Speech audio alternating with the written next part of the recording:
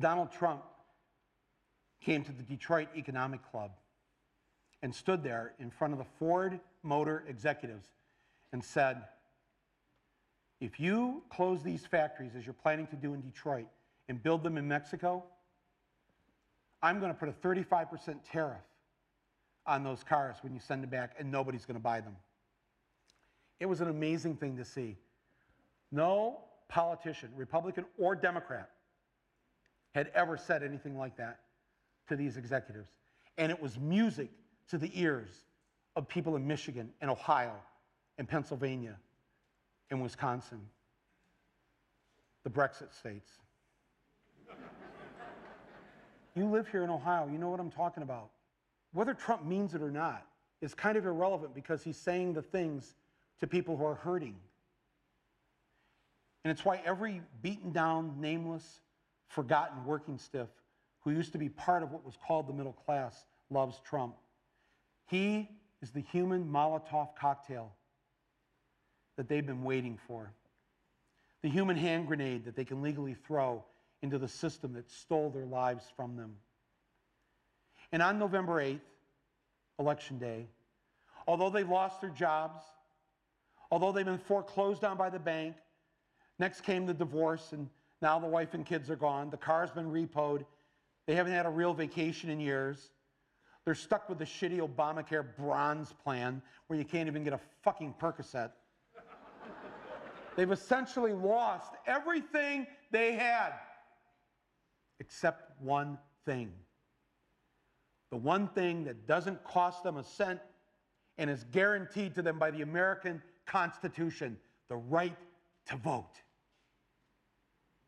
They might be penniless, they might be homeless, they might be fucked over and fucked up. It doesn't matter because it's equalized on that day.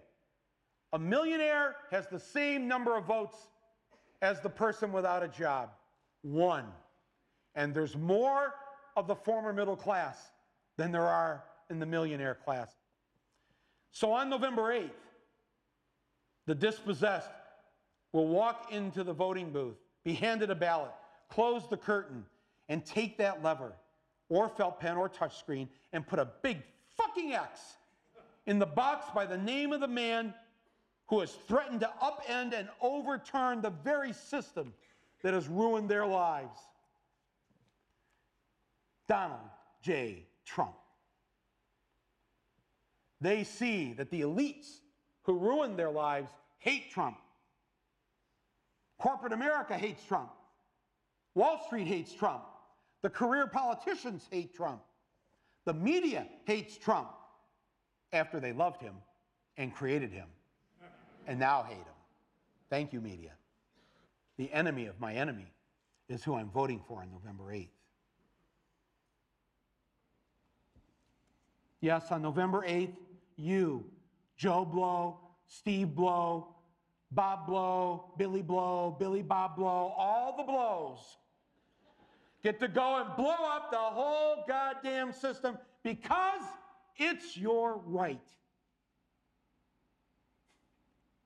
Trump's election is going to be the biggest fuck you ever recorded in human history.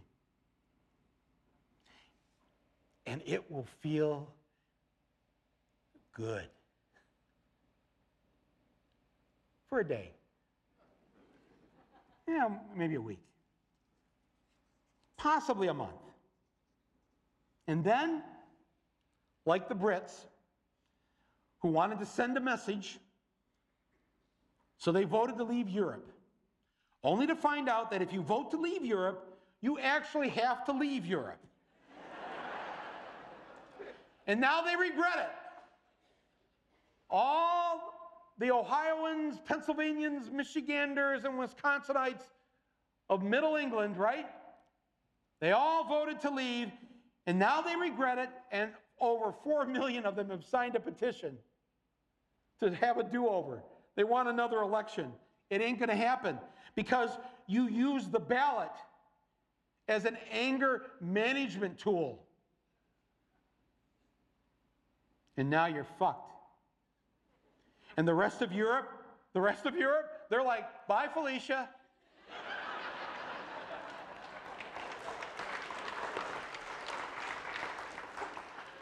So when the rightfully angry people of Ohio and Michigan and Pennsylvania and Wisconsin find out after a few months in office that President Trump wasn't going to do a damn thing for them, it'll be too late to do anything about it. But I get it.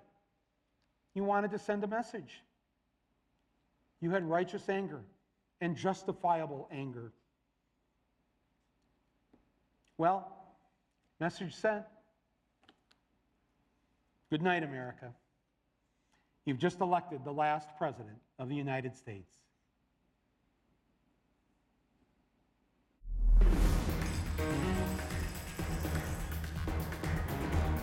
Good evening. Terry Hardesty reporting from our nation's capital.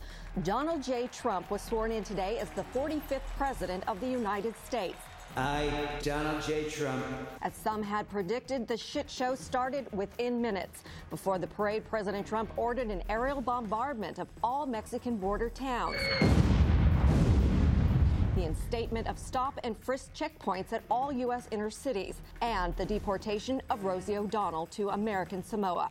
To which Trump replied, hey, it's not really a deportation. We own the damn fat farm, for Christ's sakes. The inaugural parade finally got underway, but only after President Trump insisted on flying over the parade route in his Trump helicopter, once he learned that he was expected to get out of his limo and walk to the White House. Upon arriving, the president walked inside the 200-year-old structure, took a brief look around, and we have this exclusively a recording made by a White House maid on her cell phone. What a jump. Look, I'm not staying here, okay? Where's the penthouse? That's more appropriate. Dad, there is a second floor. I got news for you. That's not a penthouse. You kids, you know what? You're gonna live here with Pence. Hey, Pensy, you move in here with Don Jr., Eric, and Ivanka, and run the show for me. It's gonna be fantastic. I'm gonna be down at the Mar-a-Lago whenever you need me. Just call me. I'll pick up your call. In other news, by day's end, 20 million Americans who say they voted for Trump had signed an online petition asking for a do-over election. Finally, this will be our last broadcast, as the new Trump channel run by Roger Ailes and Breitbart News will be taking over this network and featuring all reality, all day, every day. Trump himself will be hosting the Real World 1600 Pennsylvania Avenue. And You're Fired, America, a nightly show where your job may be next. I'm Terry Hardesty, signing off. Good luck, America.